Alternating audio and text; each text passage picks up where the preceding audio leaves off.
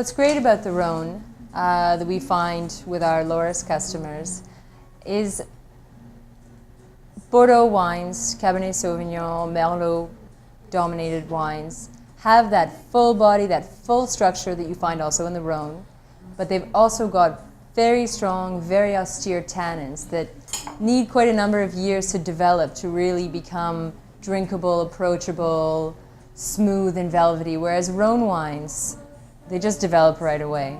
You can start with, as I said, and you've got this great depth between our Loris Cole2.mov Village that you can start drinking within 6 months, and you're already getting a really smooth, rounded wine with the tannins. They're there, they're present, they really define and structure the wine, but they're soft.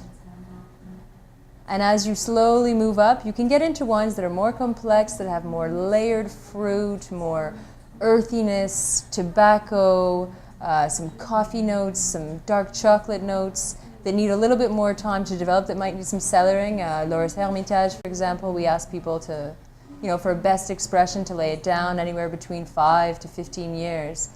And so you have that really exciting range of wines from a Cole2.mov Village that are approachable right away, to wines that anywhere between 5 years, 10 years, 15 years will really keep developing and becoming more expressive. So I think that Rhone is exciting for people because it's got people that find Pinot Noir maybe a little bit soft for their palates, people that might have started with New World wines that are big, that are jammy, that are robust, but are maybe a little bit sick of the overwhelming alcohol content and sugar, looking for something just a little bit more elegant, a bit more finesse, but still full-bodied, good structure. Rhone is a great answer for that. The whole reasoning behind putting the cépage, the grape variety, on the front label was so that people could have some sort of an indicator. Okay, I've tried Syrah, Shiraz before, I know what it's about. Whereas the French were much more interested in naming, they've always named wines by the village, by the area, and this was a legislation that dates back to the 1930s. Even before, wines have always been known by their village, and that's really has to do with a notion called terroir.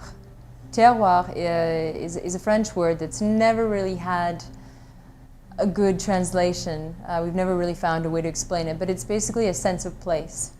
It explains that even though in the southern Côte-du-Rhône, Rasteau is a village that's, about 10-minute drive from Baume de Venise, these two villages sit on completely different soil types. One will be more clay-dominated, and another will be more limestone-dominated.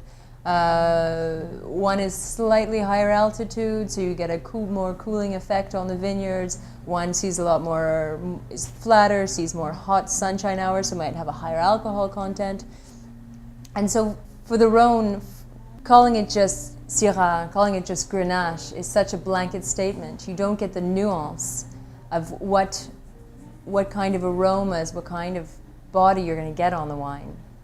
It requires a little bit more knowledge, for sure. It's for people that are really seeking to, real wine amateurs, that are seeking to really have an experience when they drink a glass of Loris, or any other Côte-du-Rhône that they might choose. But that's what makes it exciting, is to discover, okay, Rasteau, what's that about?